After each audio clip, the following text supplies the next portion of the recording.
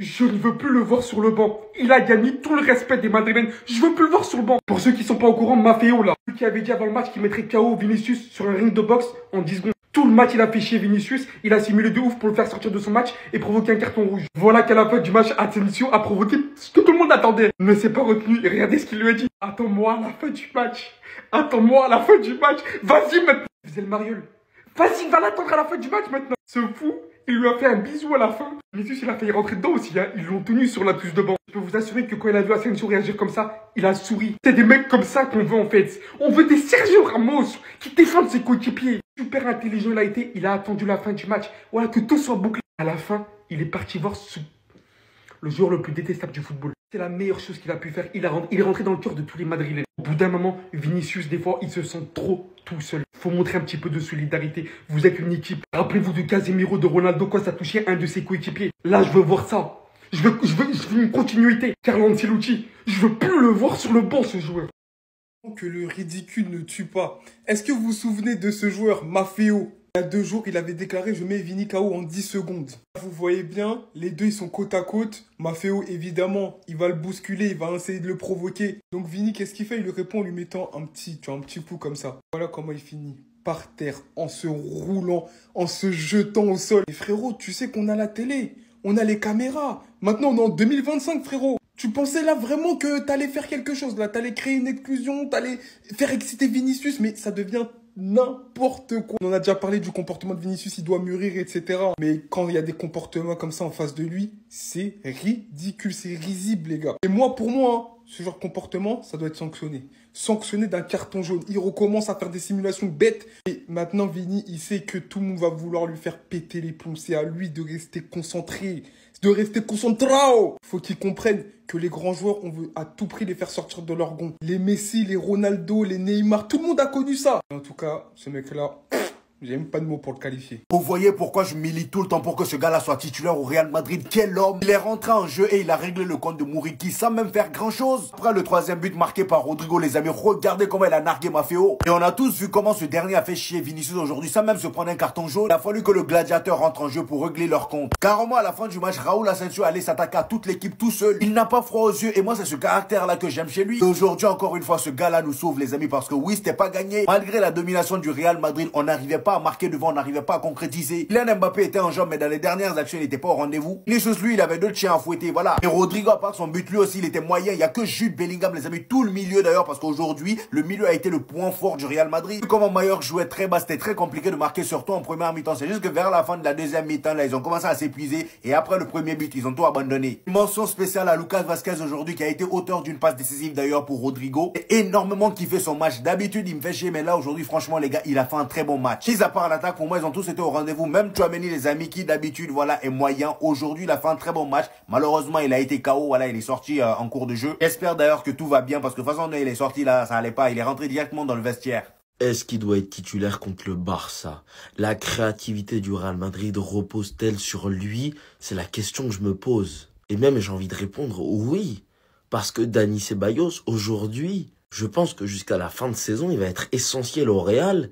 Parce que quand il est pas là, il manque. Alors quand on affronte des équipes faciles à jouer, des équipes qui nous mettent pas en difficulté dans le jeu, il faut même pas forcément que ce soit des équipes joueuses, hein, juste des équipes qui défendent bien, où on a du mal à construire notre jeu, eh ben, le joueur qui va faire la différence, le joueur qui va créer des choses, la créativité en personne de ce Real, c'est Dani Ceballos. Parce que Jude Bellingham, il est trop haut sur le terrain, beaucoup plus offensif, parce que Camavinga et Valverde, ils ont d'autres registres. Mais celui qui va apporter de sa touche technique, son intelligence de jeu dans le placement, sa qualité de passe aussi, bah c'est cet homme, c'est Dani Ceballos, clairement. Et donc moi, je vous pose la question, est-ce qu'il doit pas être titulaire? Moi, je pense que oui. Contre le Barça, par exemple, ce week-end, tu vas peut-être répondre physiquement avec un milieu de terrain Camavinga, Valverde, Bellingham, mais est-ce que dans le jeu, techniquement, tactiquement, tu vas être capable de répondre à la qualité du milieu de terrain du Barça? Moi, je pense que sans Ceballos, ça va être compliqué. Vous savez, lorsque vous ressentez quelque chose, c'est pas trompeur. Là, je ressens que ce joueur n'a pas sa place sur le banc. Ce joueur doit être titulaire au Real Madrid. Ce joueur est en avance par rapport à son temps. Ce joueur a une telle maturité à son âge. Ce joueur est une pépite. Et je suis désolé, dans toutes ses interventions, c'est propre. Dans ses relances, c'est propre. Il n'y a aucun défaut. Il respire la sérénité. Et peu à peu, malgré que Carlo Ancelotti préfère d'autres profils, il va le forcer à le mettre titulaire. Parce que tu vas pas aller contre le destin. Et je pense que son destin, c'est d'être titulaire indiscutable au sein du Real Madrid.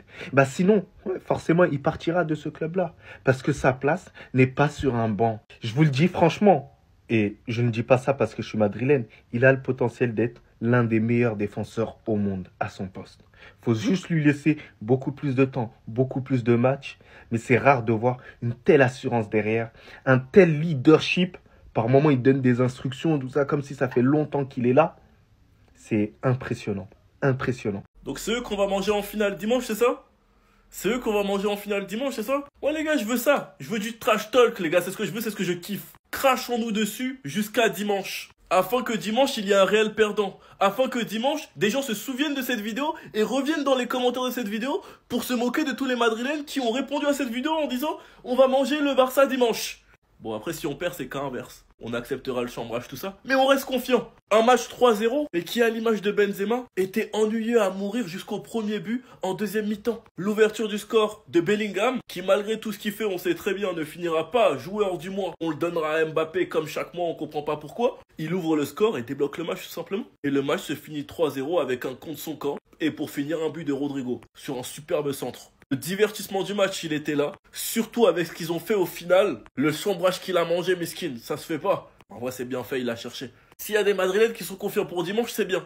Tout se réglera dimanche. Le premier titre pour le Barça et un tournant de la saison pour un de ces deux clubs. Il y en a un qui va chuter et l'autre qui va monter. Parce qu'on sait tous qu'une victoire en Classico, ça va donner une confiance énorme pour la deuxième partie de saison. Sinon, vous les gars, vous en pensez quoi? Ramenez-nous sur ta pensée, on s'ennuie.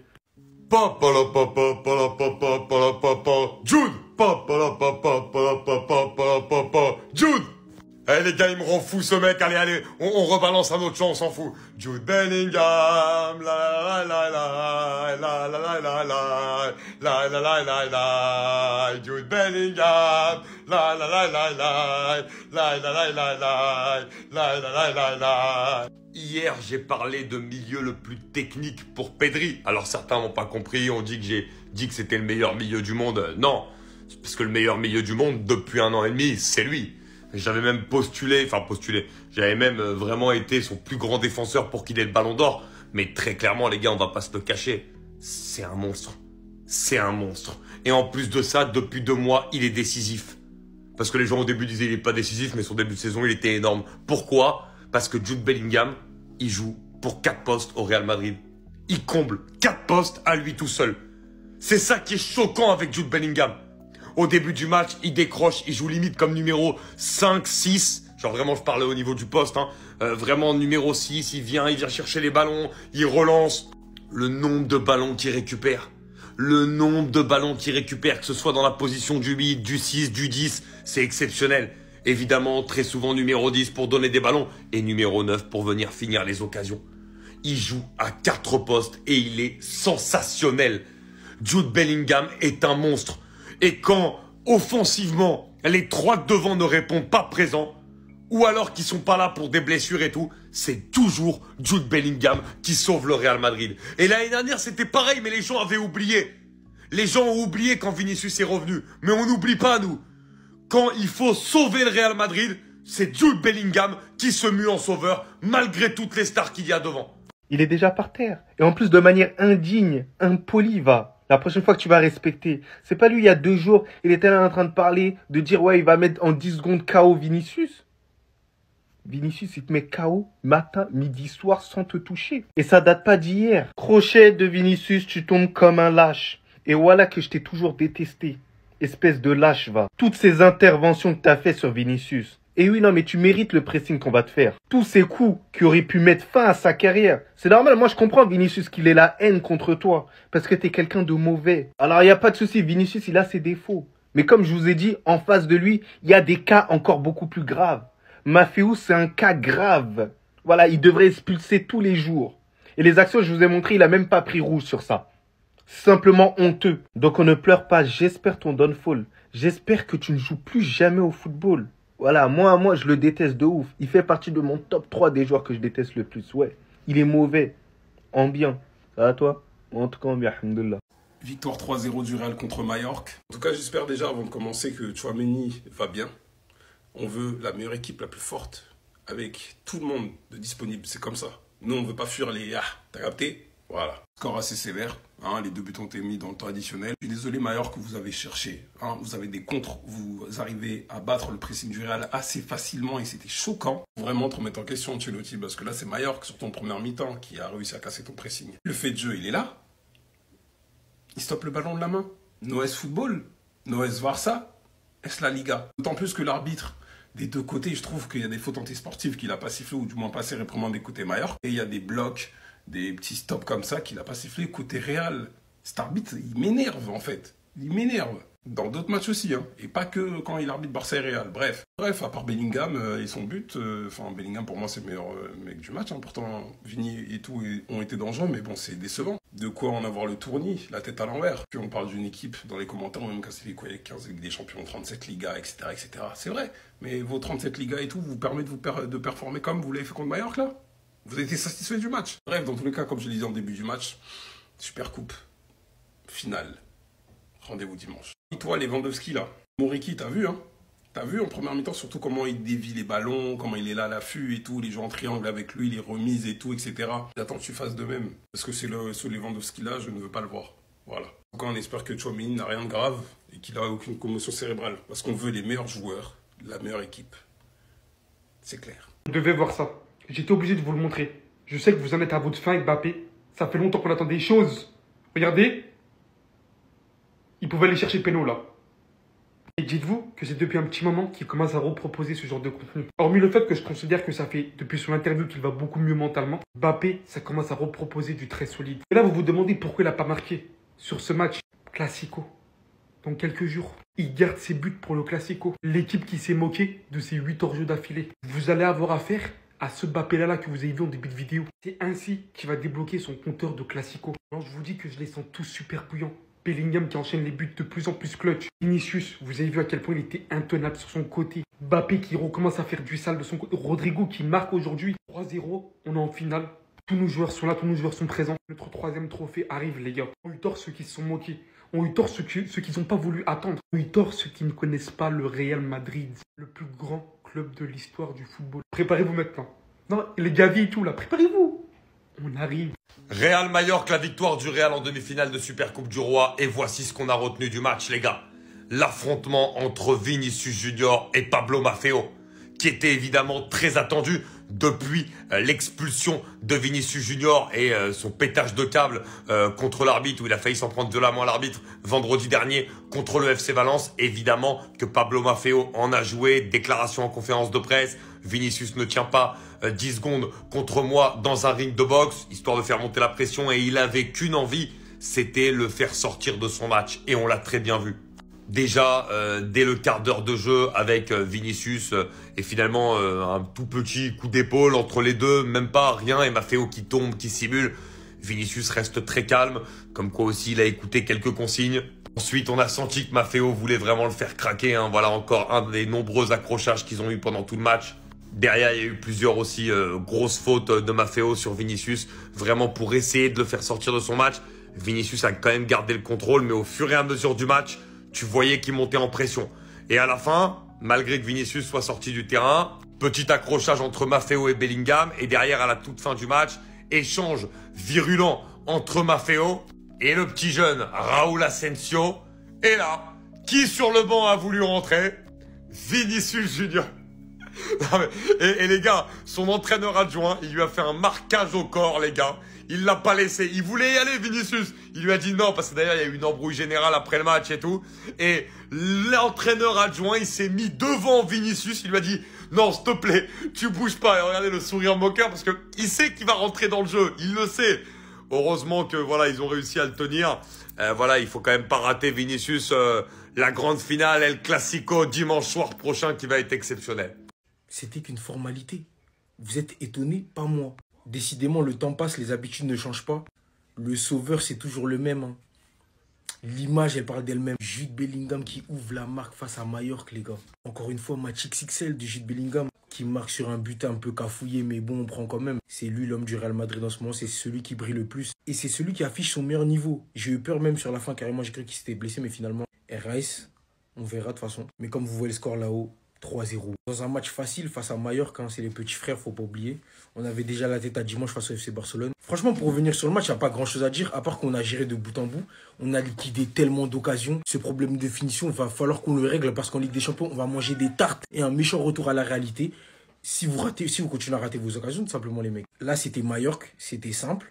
Mais face aux grosses équipes, les gars, ça va pas pardonner. On va devoir le payer cash, comme il dit Eto'o. Le deuxième but contre son camp du capitaine de Majorque, provoqué par une excellente action menée par Kylian Mbappé, qui transmet à Brahim Diaz et qui fait un appel directement. Mais l'appel, il était tellement destructeur que c'était soit le défenseur, il laissait la balle passer dans son dos, soit il laissait Kylian Mbappé marquer. Qu'est-ce qu'il fait? Il a taclé et contre son camp. Pour revenir sur le dernier but, c'est un but de Rodrigo, du classique Real Madrid. Lucas Vazquez qui centre, Rodrigo à la retombée. Franchement, on n'a rien vu de fou follet, c'était plus un match de gestion qu'autre chose. Mais dimanche, va falloir sortir les chevaux. J'espère que tout le monde sera prêt, dans le meilleur de sa forme, et que on va montrer au Barça qu'on ne joue pas au même étage. Il faut leur faire comprendre que on va leur mettre les idées en place. C'est ça, les gars. Restez sobre, abonnez-vous, les gars. Ça. La seule chose à retenir de ce match contre Majorque, c'est lui. Raúl Asensio. Ancelotti, il doit être titulaire. Je sais pas ce qu'il a, Tchouaméni, trauma crânien. J'espère que c'est rien pour lui. Mais je ne veux plus le revoir en défense. Raúl Asensio est le meilleur défenseur du Real Madrid. Meilleur que Rudiger actuellement, meilleur que Rudiger. Ça, je l'ai déjà dit, meilleur que Tchouaméni. C'est le plus serein, celui qui nous apporte le plus de sérénité, celui qui crève l'écran, celui qui nous fait plaisir, c'est Raúl Asensio. Dans ce match de merde, parce que le match était pas beau à regarder, vraiment pas. Le score de 3-0 reflète pas du tout ce qu'on a regardé. La seule percée, la seule lumière, c'est lui. L'espoir, le futur numéro 4 du Real Madrid, le successeur de Sergio Ramos. Je le redis, Raúl Asensio ne doit plus bouger de l'équipe type. Je veux que le Real en fasse un patron pour une fois que la Castilla sera un vrai crack. Faut l'exploiter, bordel. C'est pas possible. C'est une légende vivante, ce mec. Il a toujours joué au Real. C'est pas possible. Je sais pas de quel laboratoire on l'a sorti. Mais Ancelotti, par pitié, vieux père, s'il te plaît, je t'en supplie. Je t'ai jamais supplié comme ça. Laisse-le où il est. C'est lui, l'homme de la situation. C'est lui l'homme qu'il nous fallait. Les gars, il est rentré à la 55e minute. On dirait qu'il a joué tout le match. C'est pas possible. Intervention par-ci, intervention par-là, tacle glissé. En plus, il a de la gueule. La vérité, moi, j'aime trop les défenseurs comme ça. Il a de l'aura, il dégage un truc. Sérieux, ce mec, on dirait un acteur. C'est pas un footballeur. Raúl Asensio, mais quelle rencontre merveilleuse. Si tu savais comment je t'aimais, toi. Mais qu'est-ce qu'il est fort, les gars. Faut pas qu'on le laisse partir. Ça doit être notre nouveau Nacho. Quand bien même, on va recruter un défenseur de classe mondiale. Et même, pourquoi parler de recrutement quand le futur défenseur de classe mondiale, il est dans nos mains. Il est dans nos rangs, les gars. Raúl Asensio a tout pour devenir un grand. Et qui sait, il écrira sa propre histoire. Je dis pas que ça deviendra Sergio Ramos. Mais là, un pur produit de la Fabrica qui vient du Real Madrid, aussi performant en si peu de temps. C'est-à-dire que son acclimatation dans le monde professionnel, on voit rarement ça, les gars. Je sais de quoi je parle. J'en ai vu des joueurs de la Castilla jouer en professionnel. Ils avaient du mal, etc. D'autant plus en défense. En défense, tu dois sortir les griffes, mon gars. Tu dois montrer que t'es là, que tu te fais pas marcher dessus. Mais personne n'a réussi à le passer. Face à Liverpool, pareil, face aux plus grands adversaires, il a toujours prouvé. Et Raúl Asensio, c'est pour ça que t'as tout mon respect. Sache que t'es un grand mec. T'es un champion.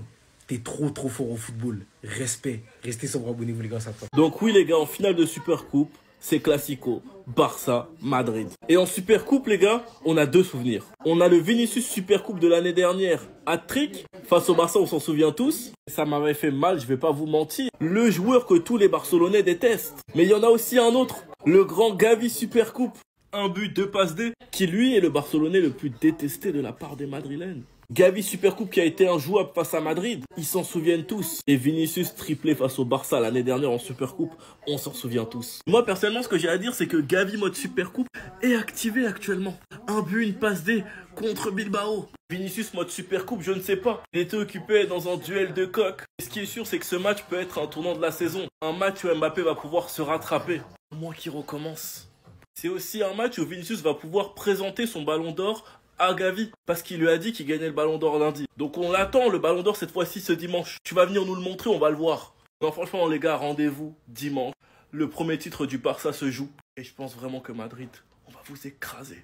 Sinon, vous, les gars, vous en pensez quoi? Ramenez-nous sur ta personne, on s'ennuie.